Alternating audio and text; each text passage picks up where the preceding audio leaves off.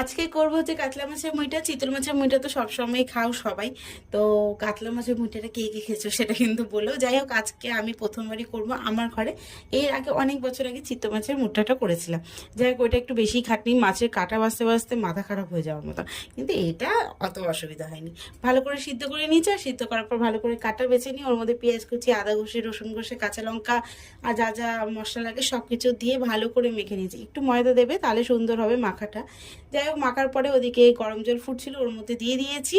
আর দেওয়ার পরে কিন্তু 2 মিনিট দিয়ে নামিয়ে ফেলতে হবে। যে যেরকম শেপ দিতে পারো সেভাবে দিয়ে করবে, কখনো বলে না যে মানে সব রকমই দেওয়া যায়। এটা হচ্ছে সব থেকে বড় বিষয়। তারপর হচ্ছে তেলের মধ্যে ভেজে নিচ্ছি, ভেজে নিয়ে পেঁয়াজ, আদা, রসুন, টমেটো সব কিছু দিয়ে ভালো করে কিন্তু মশলাটাকে অনেকক্ষণ ধরে কষিয়েছি।